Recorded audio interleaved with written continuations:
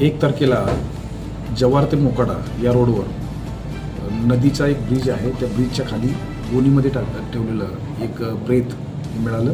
त्यामध्ये साधारणतः 25 ते 26 वयोगटातली महिला हिचं प्रेत होतं.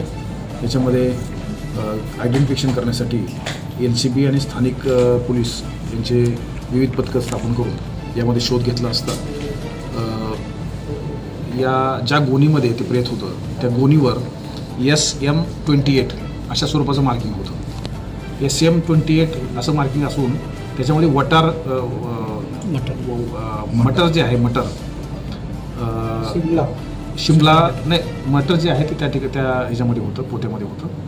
एवढाच क्ल्यू आमच्याकडे होता. याच्या आधारावर ही मटर कोणकोणत्या ठिकाणावरून आपल्याकडे येतं याविषयीची माहिती घेतली. त्यामध्ये मध्य प्रदेश आणि हिमाचल प्रदेश इथून मटर ही महाराष्ट्रामध्ये येतं. त्यामुळे त्या SM-28चा अर्थ काय आहे असं वेगवेगळ्या मार्केटमध्ये चौकशी केली असता असं निष्पन्न झालं की ही मटर ही हिमाचल प्रदेश या ठिकाणून आलेली आहे आणि SM याचा अर्थ शिमला मटर, शिमलावरून आलेली ही मटर आहे आणि त्याच्यावर 28 लिहिलेलं आहे, म्हणजे 28चे बॅग ह्या त्या मटरच्या आलेल्या आहेत. मग या 28 बॅग जास्तीत जास्त बॅग कुठे गेल्या याविषयीची माहिती घेतली असता की वापीमध्ये 28 बॅग गेल्या होत्या आणि त्यापैकी 7 बॅग ह्या सेलवासाला गेल्या होत्या. सेलवासाच्या बॅग ज्या आहेत त्या बॅगविषयी जास्त माहिती मिळत नसल्यामुळे त्या एरियामध्ये काहीतरी गडबड आहे असं गृहीत धरून आम्ही त्या भागामध्ये संपूर्ण प्रचार, ते फोटो, मैताचे फोटो दाखवलं, त्या ठिकाणी पोस्टर्स वगैरे लावले आणि विचारपूस सुरू केली. तर एक बातमीदाराकडून माहिती मिळाली की या फोटोमधली जी महिला आहे ती महालक्ष्मी मंदिर कासा पोलीस स्टेशन या हद्दीमध्ये असणाऱ्या महालक्ष्मी मंदिरामध्ये 3 दिवसापूर्वी आलेली होती. त्या ठिकाणचे CCTV कॅमेरे चेक केले असता त्या ठिकाणी ती महिला दिसली. त्याबरोबर एक पुरुष दिसला, वाहन पण दिसलं. त्या वाहनाच्या आधारावर चेकिंग केलं असता हे वाहन हे सेलवासाचं होतं, स्विफ्ट डिझायर. त्याच्या ड्रायव्हरपर्यंत पोचल्यानंतर त्या वाहनासंदर्भातली आणि जे वाहन ज्यांनी भाड्याने घेतलं होतं त्या संदर्भातली माहिती मिळाली. हा सिंग नावाचा 50 वर्षाचा इसम, त्यांनी हे वाहन भाड्याने घेतलं होतं.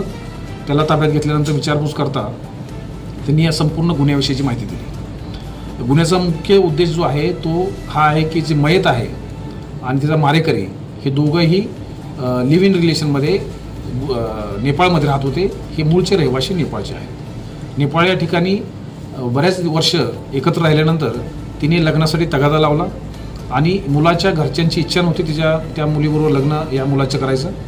म्हणून त्या मुलाच्या वडिलांनी आणि मुलांनी कट तयार केला की या मुलीला संपवायचं आहे आणि त्या दृष्टिकोनातून त्यांनी त्यांच्या मित्र तो सेलवासाला भाजीपाल्याचा व्यवसाय करतो त्याची मदत घेतली आणि त्याच्याकडे या दोघांना पाठवून दिलं.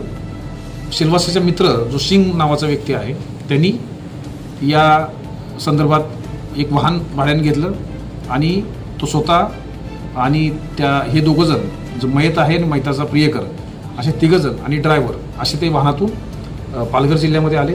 पालघर जिल्ह्यामधील जो मनोर ते मोखाडा रस्ता आहे त्र्यंबकेश्वरला जाणारा, या रस्त्यावर निर्जन ठिकाण पाहून त्या ठिकाणी रात्री 12 नंतर तिला पुलाखाली नेऊन तिचा गळा आवळला, ओढणीने गळा आवळला आणि त्याच्यामध्ये पोत्यामध्ये तिचा मृतदेह टाकून ते पोतं नदीच्या खाली ब्रिज खाली टाकून दिलं. या बाबतीमध्ये आतापर्यंत 3 आरोपींना अटक करण्यात आलेली आहे.